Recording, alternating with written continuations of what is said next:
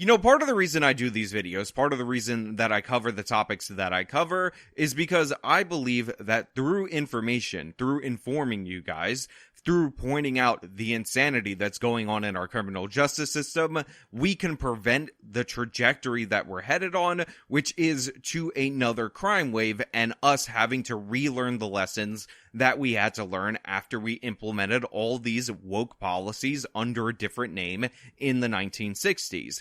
This is not the proper way that we should be going. This is going to cause a bunch of problems. It's going to cost a bunch of lives. It has already done that. We experienced the greatest year-over-year increase in homicide post the Black Lives Matter riot, and this should be commanding the attention of the public. However, for every instance of optimism that I have, which by the way are often granted to me by you guys out there in the audience, I'm immediately hit with pessimism. And a perfect example of this is my recent attempts to highlight Pamela Price, the district attorney that covers the county that contains Oakland, and how she does not prosecute anybody, and how she's essentially another version of Chesa Boudin, who was recently booted out the door, and deservedly so, from San Francisco. In fact, we're going to have to go over some of the cases that I've highlighted before, and how the consequences were non-existent for Price. She continued pushing forward, and the victims that we tried to advocate for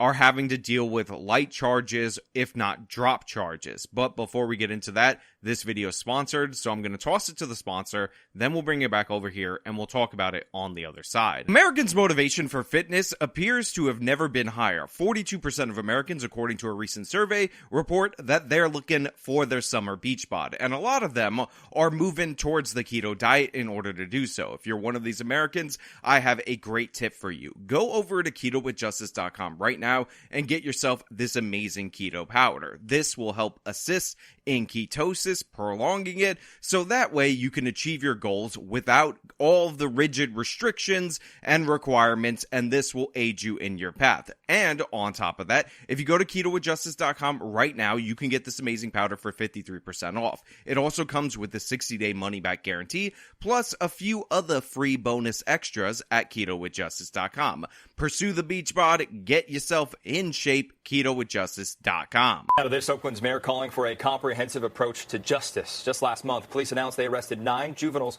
for at least 35 robberies around the city. But today, DA Pamela Price said there is not enough evidence to file charges. New at 10, KTVU's Amber Lee joins us live from Oakland with reaction. Amber. Greg, Oakland residents tell me they are very concerned about crime and public safety, but they have different reactions to DA Pamela Price not filing charges at this point. Now, if you'll remember, recently on this channel, we actually talked about a meeting in Oakland where residents absolutely freaked out over the rising crime and over the complete dereliction of duty from the district attorney's office, and of course, that was Pamela Price. Now, I said specifically in the video that I sympathize with the people who are in fact outraged by Pamela Price's lack of prosecution. However, based on the fact that she didn't even bother to attend the meeting, and based on the fact that we ended up with a weak response from the representative that he was going to write an email that said, "Hey, Pamela, please do your job." And Kolb says he will push for more consequences. If they're committing these violent crimes repeatedly, we can't just say, "Oh, please don't do this again." We have to catch them and create consequences. And we'll send another email letter to the district attorney talking about this very thing. I knew that this was not going to result in anything being done. And it turns out the district attorney's office is not doing anything related to the case, because although we have arrests for 35 robberies, a spree robbery in this instance, and the assault of a woman caught on video, DA Price has decided that, you know what, charges, not going to do them, not interested in them, and has dropped the charges because all of a sudden she's got no evidence. I mean, one of the crimes is caught on video. We highlighted it. It was this woman being attacked. Again, caught on video, but Pamela Price can't make that prosecution happen, or more accurately, is not interested in doing so. so the charges were dropped. The 2 carloads of suspects seen robbing a woman in Oakland's Trestle Glen neighborhood were recently arrested and accused of nearly 3 dozen robberies in Oakland, Piedmont, and El Cerrito. But Alameda County District Attorney Pamela Price says the 9 juveniles, the youngest is 12, have not been charged, but that the cases are still under investigation. She says the police department has acknowledged that there was not sufficient evidence to charge any of the juveniles. So I can't stand Pamela Price, obviously, and of course she's saying, oh, well, even though we arrested all these suspects, and we're not charging them, don't worry, the cases are still pending, because what she's gonna do is say that it's pending for the longest time, and then drop it. And of course, she says, oh, I'm not the only one who says there's no evidence related in this case. I mean, ignore the fact that the local news is showing the crimes as B-roll, the evidence being put forward for you guys out there in the audience, but it's also the police department who made the arrest, saying that there was no evidence for the arrest. Now, I don't believe that. Pamela Price is a liar. I believe that she's lying, and she just doesn't want to charge these youthful offenders, because I don't know if you guys know this, and by the way, this is not just a joke from me, but these people actually believe that prosecuting somebody under the age of 18 is essentially akin to prosecuting a baby. They advocate for, campaign on, and pass laws like Raise the Age and its equivalents across the country. It's called Raise the Age in the city of New York, that essentially make it impossible to prosecute these youth offenders, despite the fact that they were arrested on 35 counts of robbery, 35 different instances of robbing people in the city of Oakland, many of which were caught on video. Well, guess what? They were just doing that robbery because, I don't know if you guys are aware of this, they're starving kids. So when they're beating you, when they're kicking you, when they're stomping on you in order to take your stuff, when they're rolling up in stolen cars, don't worry about it, because they're actually in a sad point in their life. So when they're killing you, you can feel better that you actually helped a young urban youth in need. I think it's really disappointing, because I think it signals that we're just not being tough on crime in the city. Now, obviously, this woman is 100% right and on point. This is soft on crime in practice. It leads to negative consequences. It's essentially hollowing out the metropolitan area that is Oakland, making it worse. I know it had problems before, but I assure you it is on the decline, even from that poor state from before, and it doesn't have to be this way. There were mixed reactions to this development in the Rockridge neighborhood, where the robbery and assault of a 63-year-old woman has been linked to the same suspects. People who live in the area say crime is on their mind. Now, that is the footage that I was referencing earlier of the woman who ended up walking up and getting beaten by these individuals, and it turns out, unsurprisingly, the thieves, the people who are committing the robberies, are also violent in other ways, because they lured that woman over to her in order to assault her, and we have that on video. It is one of the most terrifying things that's happened to me in my life.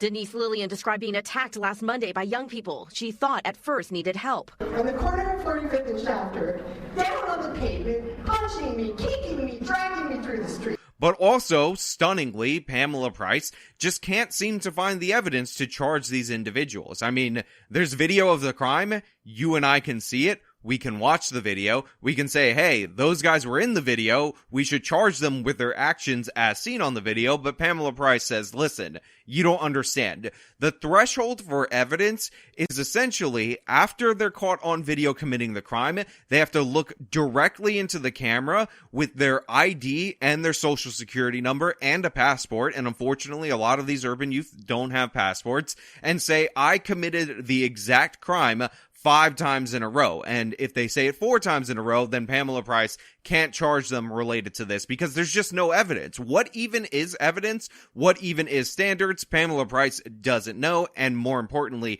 she doesn't care. She just wants to let these criminals off. And what message does it send when you get rounded up by the police, when they do their job, when they track down robbery suspects, which, by the way, have some of the lowest clearance rate? They're able to make 9 arrests based on overwhelming video footage and other evidence. The charges are being submitted to the district attorney's office, and the district attorney says, nah, you're free to go. Don't worry about it. Do it again. Go on the robbery spree again. Maybe even kill somebody next time. It's totally fine. And by the way, we will be covering a story of Pamela Price soft charging a murderer who killed somebody who worked at Home Depot in the very near future. There were mixed reactions to this development in the Rockridge neighborhood, where the robbery and assault of a 63-year-old woman has been linked to the same suspects. People who live in the area say crime is on their minds. Here on College Avenue, there have been incidents. Just now there was a break-in of a car. This woman says she didn't vote for Price, but she says she's reserving judgment. Definitely not just let back out on the street, but bring the families in, bring them in, find out what's going on, and get them some support and help in their lives. So I like the fact that the local news is telling us that there's mixed reaction from people in the public. I like the fact that they're like, oh, there's a debate going on in the city of Oakland and they're concerned with crime, but there's definitely people who see both sides of the issue. And the woman that they put forward, who by the way makes it clear she did not vote for Pamela Price, says that she's reserving judgment on part of it, but she definitely, to be 100% clear right off the top, does not want them dumped back on the streets immediately. She wants the parents dragged in, and if there is a situation where these children are in need of help, and by the way, I appreciate the bleeding heart sentiment, but they need to be thrown in a cage. That's what has to happen in this situation. We need help in society by having these people incapacitated and face consequences for their actions. Bringing in their parents or parent, which is more likely to be true, is not going to be a solution. But then, because the local news, for some reason, definitely wants a perspective of somebody who's going to be on side of the criminals, guess where they go? It's normal. It's standard procedure. Chesa Boudin is the executive director of UC Berkeley's Criminal Law and Justice Center. He served as San Francisco's district attorney before being recalled. Chesa Boudin.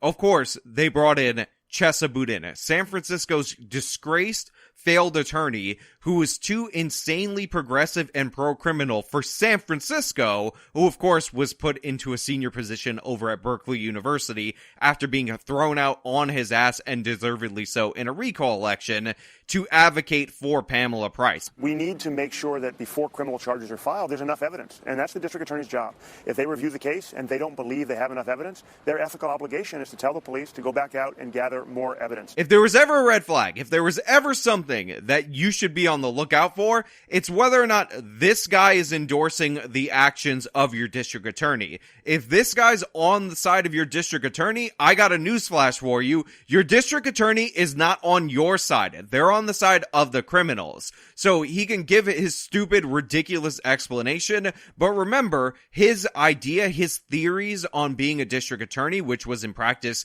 being a secondary defense attorney, got him thrown out on his ass in the city of San Francisco. He says there is a very different legal standard for making an arrest and filing a criminal charge to get a conviction. If the DA files charges without enough evidence, they're going to fail to secure a conviction, and the right person who committed a crime might get off scot-free. Now again, even though I can't stand Chesa, he's technically saying something true here, but to be clear, Chesa would ignore evidence specifically in order to assist the criminal, and that's what I'm concerned about. Yes, it is in fact true that if you charge without evidence, you're likely not going to get a conviction, but in this case, we appear to have the evidence. We can see the video of these suspects, and Pamela Price is refusing to charge. Mayor Sheng Tao says she plans to speak with the interim police chief and officers about what evidence is needed. There has to be consequences, right? I mean, people are being traumatized by these incidents. I don't know anything about the mayor of Oakland. I don't know anything about her policies. All I've ever heard from this woman was the sentence that she just said right there, but I'm going to make the declaration, the proclamation, that this woman is completely useless. She's talking about people being traumatized. Now, thank God she's talking about the victims being traumatized. So I guess in that regard, she's a little bit better than Brandon Johnson. But honestly, this is not the rhetoric I want from my mayor when my city's experiencing a crime wave. This is not the response I want to hear when the district attorney again has decided to forego charges based on almost 36 robberies committed by suspects who are captured on video. She should be calling out the district attorney's office, putting political pressure on her. Obviously, something is afoot with Pamela Price based on her track record. Remember, the only thing that Pamela Price ever advocated for with any amount of strength was for that triple murderer that we covered in a previous video. And if you'll remember that story, Delonzo Logwood was accused of murdering somebody in a carjacking, was accused of murdering somebody for money, and was also accused of murdering a state's witness, and Pamela Price decided that it would be appropriate to drop the murder charges and secure a plea of just manslaughter and a sentence of 15 years. This was so outrageous that long-term judge and former prosecutor in this same area rejected the plea deal, and Pamela Price decided that going forward, she was going to use a maneuver in order to prevent this judge from hearing any cases going forward. Now, I reported this story. I praised the judge for standing strong because, again, with the way that sentences are actually structured, Logwood would likely get out for murdering 3 people after only about 7 or 8 years in Oakland, which I think is insane. I think that's crazy. But the judge relented. That plea deal has been rubber stamped. It had been worked through. Pamela Price was in fact successful in getting that judge to compromise his principles in order to rubber stamp the release, the early release of that criminal. That's who Pamela Price is. That's who she advocates for. That's what team she's on if you haven't figured it out. You can murder a state's witness that was going to testify on behalf of her own office. And by the way, it was before she was in office, but it was still the same office. And she'll cut you a sweetheart plea deal that, with the time served counting double of you awaiting in jail, could see you released as early as only serving about 7 or 8 years for this crime. It's absurd. It's insane. It's Pamela Price, and unfortunately, talking about these stories, highlighting them, directing you to try to put pressure, making you aware, and all that, had no impact. You're gonna have to do a recall election of Pamela Price. It's the only way. I'm not a huge fan of the recall process, but honestly, California is so crazy, they might need an escape hatch for situations like this. It worked for Chesa Boudin. It needs to work for Pamela Price. But hey, those are just my thoughts. Let me know your thoughts down in the comments below. If you like the video, show me by leaving a like, subscribe for more content, follow me on my social media, support me via the support links in the description of this video. This has been me talking about, yet again, another case of a woke district attorney letting the criminals off scot-free. Till next time.